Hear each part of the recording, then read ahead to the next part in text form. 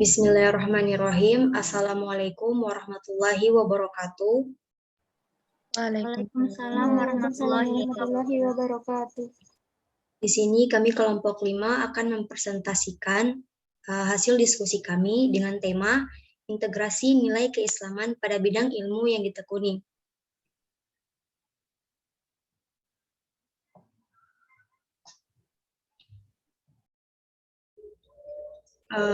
Di mana kelompok 5 terdiri dari Penny Rahayu, Nabila, Pramudita Maharani, Nur Astuti Wijareni, Puja Fauzia, Rani Sekarwangi, Naufal Akbar Pinastika, Sahrul Nuriski, Raihan Digo Saputra, Nani Oktaviani, dan saya sendiri Nur Afni.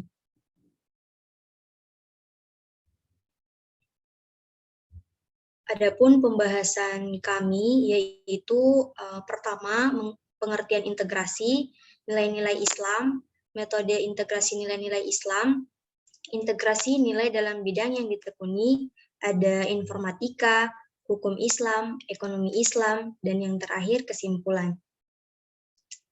Silakan yang bertanggung jawab. 1. Pengertian integrasi.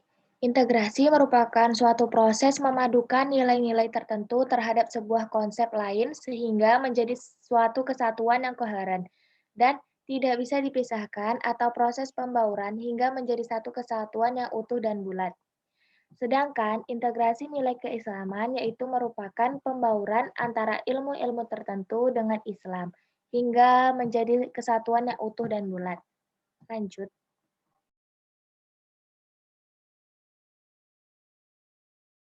Nilai Islam ini terbagi menjadi yang pertama adalah nilai akidah, yaitu nilai iman atau keyakinan, keimanan yang merupakan landasan bagi setiap muslim di dunia.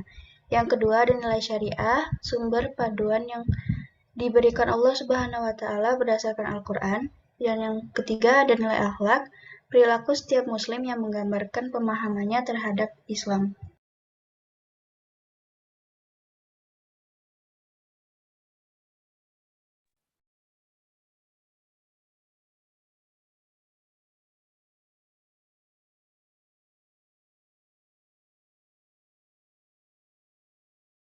Yang pertama, metode integrasi nilai-nilai Islam.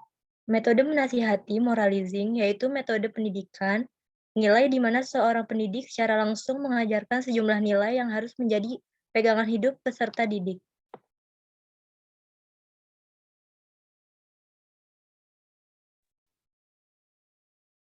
Metode integrasi nilai-nilai Islam yang kedua adalah metode serba membiarkan atau a laissez-faire attitude, yaitu metode pendidikan nilai di mana seorang pendidik memberi kesempatan seluas-luasnya kepada peserta didik untuk menentukan pilihan terhadap nilai-nilai yang ditawarkan oleh pendidik.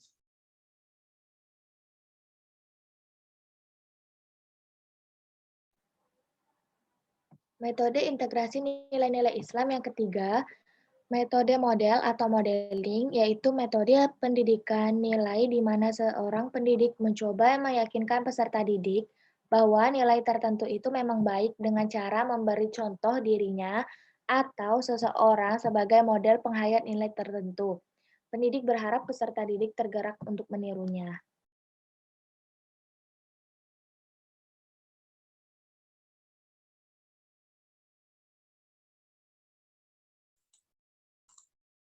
Integrasi nilai keislaman dalam bidang teknologi, informasi, dan komunikasi.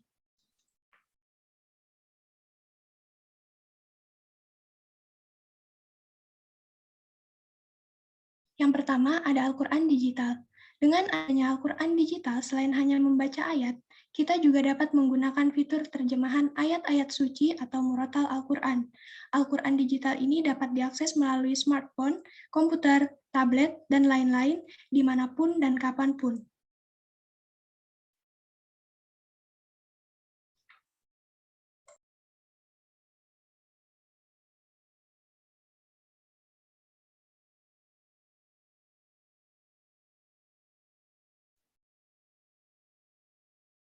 Sosial media sebagai platform media dakwah. Dengan hadirnya berbagai platform ini tentunya sangat bermanfaat. Kita dapat dengan mudah untuk mengakses kajian dakwah di mana saja dan kapan saja. Next.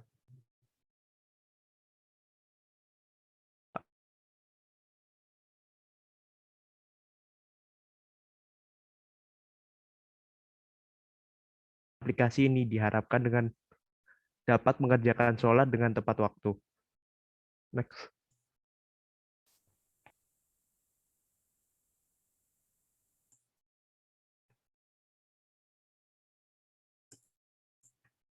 Selanjutnya, platform untuk berdonasi dan zakat. Dengan hadirnya platform tersebut, memudahkan kita untuk dapat membantu saudara-saudara kita yang sedang mengalami kesusahan dan dapat juga digunakan sebagai pengingat untuk menunaikan zakat.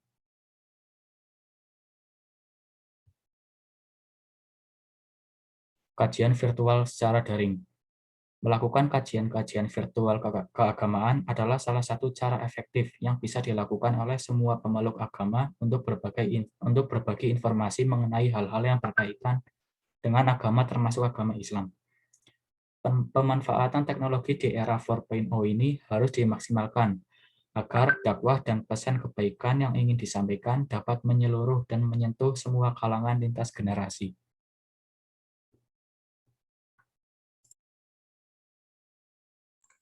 Yang terakhir ada tasbih digital.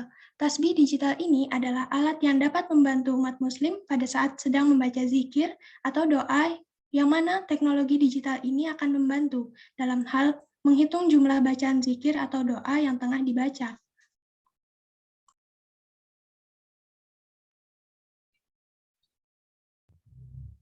Selanjutnya, integrasi nilai keislaman dalam bidang hukum Islam.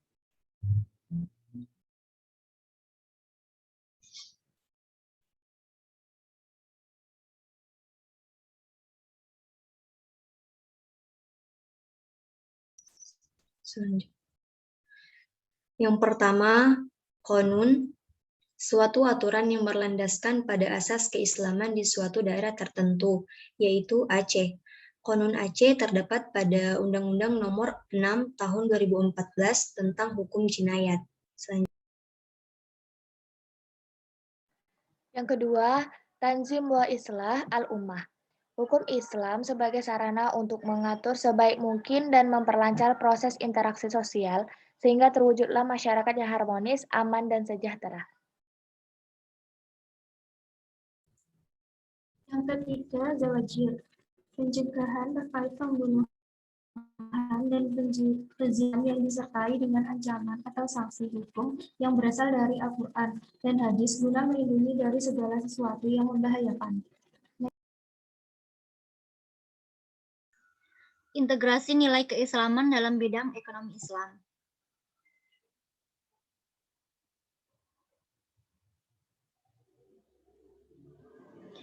Ilmu ekonomi Islam merupakan ilmu sosial sekaligus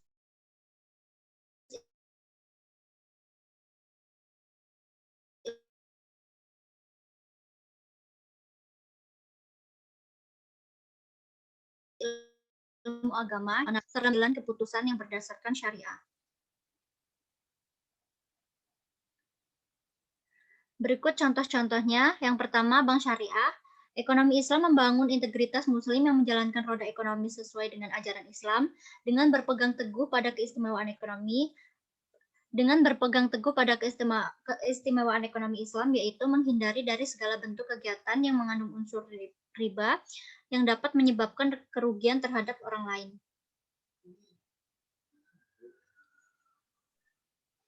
Selanjutnya, asuransi syariah, sebuah usaha untuk saling tolong-menolong di antara sejumlah orang atau pihak melalui investasi berbentuk aset, kemudian memberikan pengembalian untuk menghadapi resiko tertentu melalui akad sesuai syariah Islam.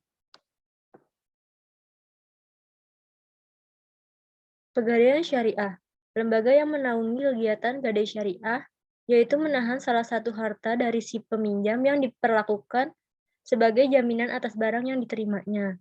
Barang yang ditahan mempunyai nilai ekonomis dan pihak yang menahan akan memperoleh jaminan untuk mengambil kembali seluruh atau sebagian piutangnya. Dan yang terakhir, transaksi muamalah. kegiatan yang mengatur tentang hubungan, tindakan, pergaulan antar manusia. Sedangkan yang termasuk dalam kegiatan muamalah adalah jual beli, sewa menyewa, utang piutang, dan lain-lain.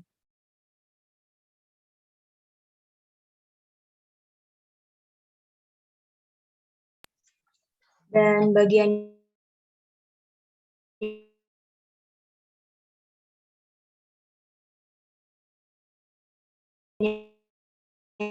yang terakhir yaitu seperti informatika, hukum Islam, maupun ekonomi Islam.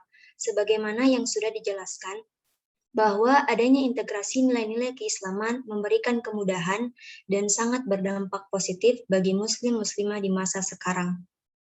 Baiklah, itu tadi presentasi dari kami selaku kelompok 5. Kami pun memohon maaf apabila ada kekurangan-kekurangan maupun kesalahan-kesalahan selama kami presentasi. Dan saya akhiri, wabillahi taufiq wal hidayah. Wassalamualaikum warahmatullahi wabarakatuh. Waalaikumsalam warahmatullahi wabarakatuh. Warahmatullahi wabarakatuh.